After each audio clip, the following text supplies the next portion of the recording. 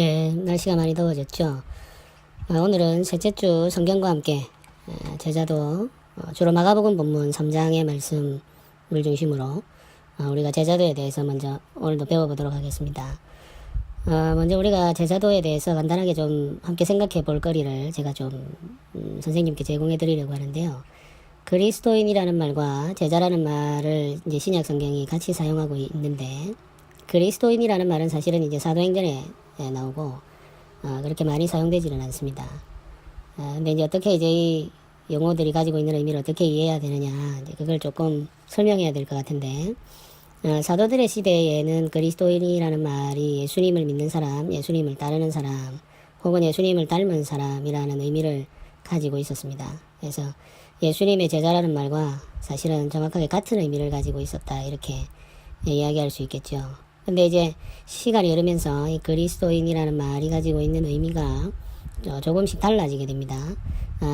가장 중요한 변화가 일어났던 지점이 콘스탄티누스가 로마의 황제가 되면서부터입니다. 이 콘스탄티누스 황제가 306년 로마의 황제로 재위하기 시작하는데, 이 사람이 황제로 있던 313년 2월에 밀라노에서 한 칙령을 발표하게 됩니다. 밀라노 칙령이라고 이야기를 하는데요. 이 밀라노에서 발표한 칙령을 통해서 기독교의 자유를 선언하게 됩니다. 그래서 이제 이때부터 이제 기독교가 공식적인 로마의 종교가 되게 되는 거죠.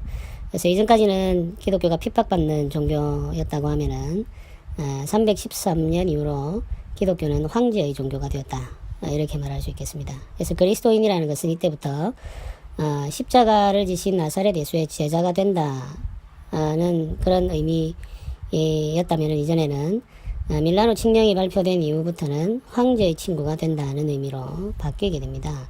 그래서 이때부터 그리스도인이라는 말이 가지는 의미가 달라지게 된 거죠. 그 영향이 오늘까지 이어지고 있다, 이렇게 생각을 하시면 되겠습니다. 종종 이제 역사 속에서 특정한 나라 가운데에 기독교가 핍박받는 경우들도 있습니다. 지금도 핍박받는 형제들이 살고 있는 나라들이 있죠. 북한도 그런 나라 중에 하나인데, 이런 나라들 속에서도 그리스도인이 된다는 건 굉장히 힘들고 어려운 일이고 많은 것을 포기해야 되는 일이죠. 그러나 우리나라에서나 혹은 유럽에서나 미국에서 보는 것처럼 그리스도인이 된다는 것이 큰 어려움을 가져다 주는 것이라기보다는 때때로 어떤 경우에 그것이 많은 기회를 가져다 주는 경우들도 있습니다.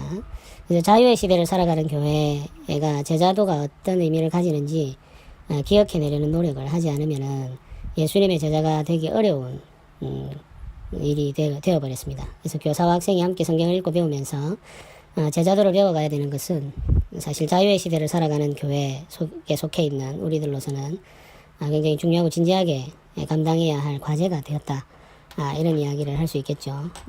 나도 뭐 아직 예수님의 제자가 되지 못했는데 어떻게 학생들에게 이걸 가르치나, 이런 생각이 들 수도 있습니다. 저도 마찬가지인데, 우리가 함께 배워가야 하는 과제다는 거 기억하면서 우리 오늘 과제를 함께 보도록 하겠습니다.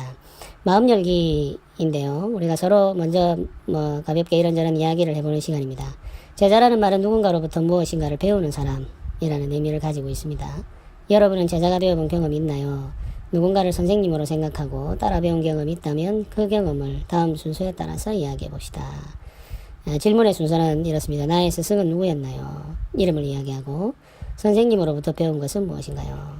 여러 가지가 있을 수 있겠죠. 운동도 있을 수 있고, 음악도 있을 수 있고, 아니면 이런저런 다양한 삶의 기술들이나 이런 것들이 있을 수 있습니다. 배우는 과정에 어려웠던 점은 무엇인가요? 배우는 과정에 반드시 따르는 게 어려움이죠. 여러 가지 어려움이 있을 수 있는데 그 이야기도 해보고, 배움의 과정에 기뻤던 순간은 언제였나요? 무언가를 성취하거나 진보가 있을 때 우리는 기쁨을 느끼죠. 배움을 통해 무엇이 달라졌나요? 배움은 궁극적으로는 변화를 가져오게 됩니다. 지식적인 부분에 있어서의 변화, 혹은 기술적인 부분에 있어서의 변화, 어떤 경우에는 인격과 태도에 있어서의 변화를 가져올 수 있죠. 과거에 제가 태권도를 배웠던 경험을 생각을 해보면은 그걸 통해서 용기가 생겼다든지 자신감을 갖게 되었다든지 이런 변화들이 있을 수 있겠습니다. 그런 이야기들을 간단하게 해보면 좋겠습니다. 그 다음에 이제 우리가 말씀을 같이 살펴봅니다. 제자는 선생님과 함께하면서 배우는 사람입니다. 예수님의 제자들도 선생님이신 예수님과 함께하면서 예수님의 가르침을 배웠습니다. 다음 성경 구절을 읽고 질문에 답하도록 하세요. 첫 번째 우리가 보아야 될 것이 함께하도록 부르셨다는 것입니다. 예수님과 함께하는 것이죠. 그래서 예수님이 제자들을 부르신 목적 중에서 가장 중요한 것은 예수님 자신과 함께 하는 것입니다. 예수님과 함께 하지 않으면은 예수님에게 배울 수 없겠죠.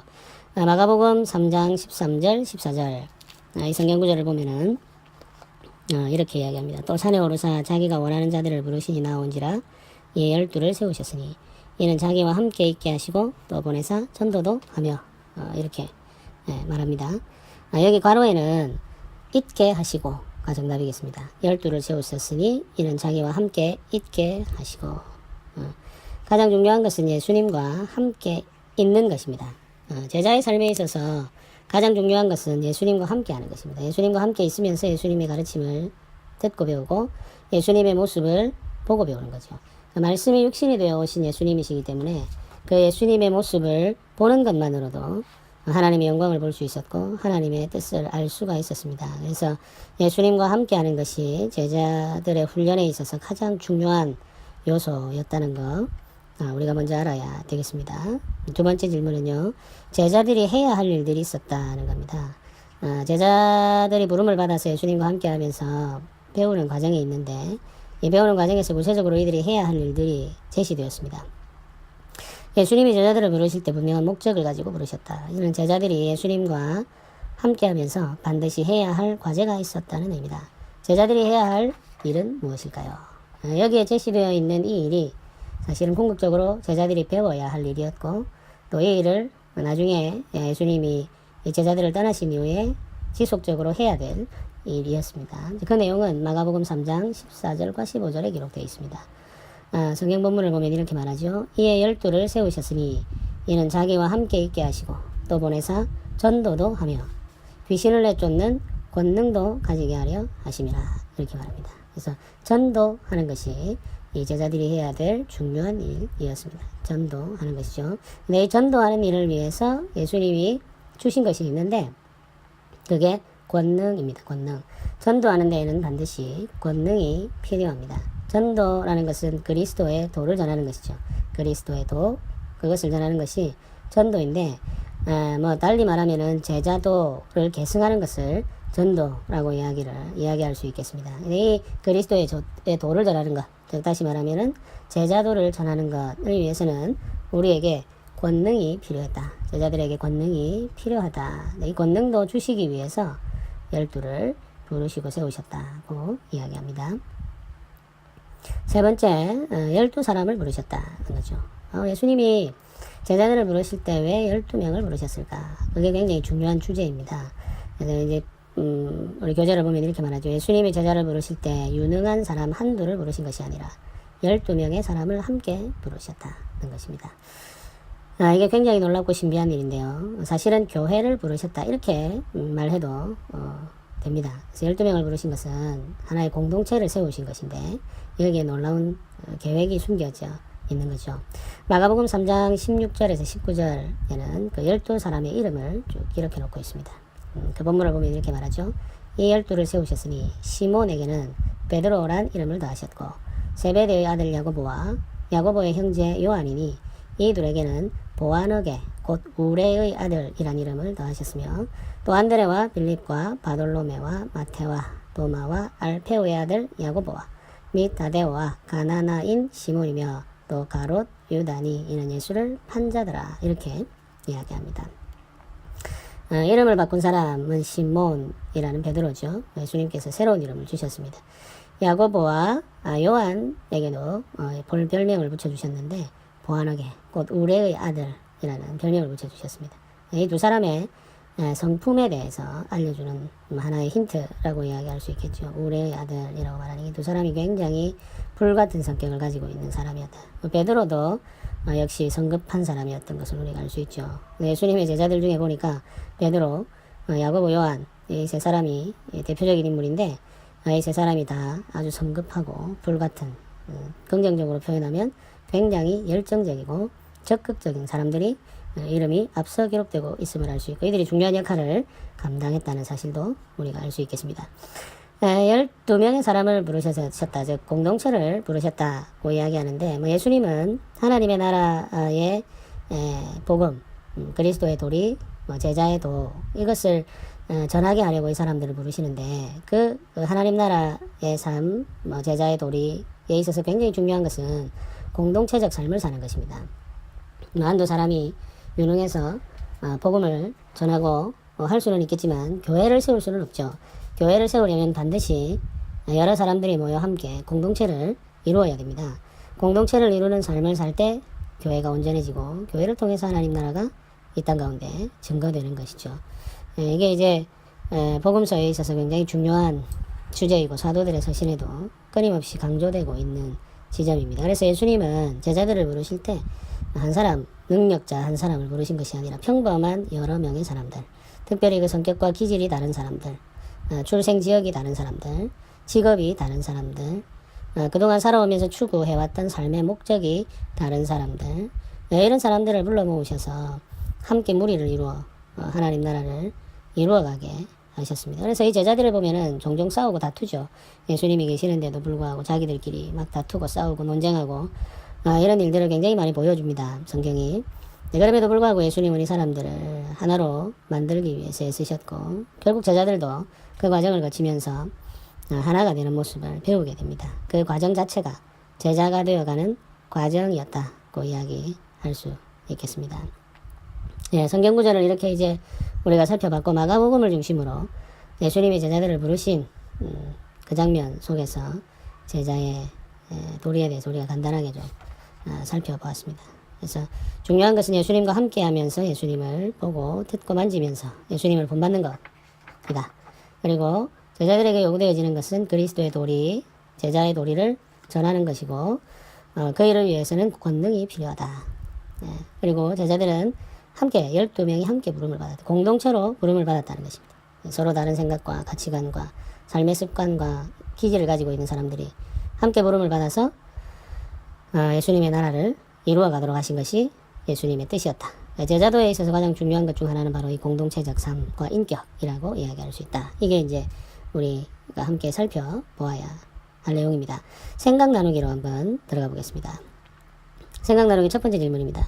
제자들에게 가장 중요한 것은 예수님과 함께하는 삶이었습니다. 예수님과 함께하는 삶을 통해 예수님의 인격과 삶을 본받을 수 있기 때문입니다. 이는 예수님의 제자훈련이 지식을 가르치는 것에 목적을 둔 것이 아님을 알려줍니다. 그렇다면 우리는 어떻게 해야 예수님의 제자가 될 수 있을까요? 예수님의 제자가 되는 과정은 지식을 배우는 과정은 아닙니다. 우리가 이제 이런저런 훈련의 과정을 따라갈 때 불가피하게 우리가 배워야 될 지식적인 내용들이 있음은 사실이죠. 그러나 그 내용을 잘 기억한다고 해서 제자가 될 수 있는 건 아니죠. 결국 우리가 제자가 되는 과정은 예수님의 인격과 삶을 배우는 과정입니다. 예수님이 무엇을 가르치셨나? 성경이 무엇을 기록하고 있는가? 그걸 아는 것은 사실은 결국 예수님의 가르침과 인격을 우리가 알게 되는 것입니다.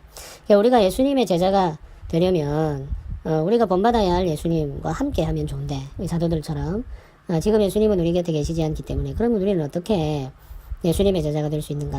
우리 선생님들은 예수님을 충분히 닮지 못한 상황이고 그런 상황이니까 그럼 우리는 어떻게 예수님을 본받을 수 있을까? 학생들도 그렇고 우리 선생님들도 그렇고 똑같은 고민을 할 수 있습니다. 우리가 이제 예수님이 우리 곁에 계시지 않음에도 불구하고 우리는 예수님을 본받을 수 있는데 우리가 예수님을 본받을 수 있는 방법은 말씀과 성령의 도우심입니다. 말씀 속에서 우리는 예수님의 가르침과 예수님의 인격을 볼 수 있죠. 그래서 그 말씀을 읽고 말씀을 배움을 통해서 예수님을 발견하게 되고 우리가 그렇게 말씀 속에서 발견한 예수님이 우리의 마음 속에서 우리의 인격과 삶 속에서 드러나고 또 우리의 궁극적인 변화를 일으켜 내는 데 있어서 우리가 애를 쓸 때 노력할 때 성령 하나님께서 우리를 도와주십니다. 성령 하나님께서 우리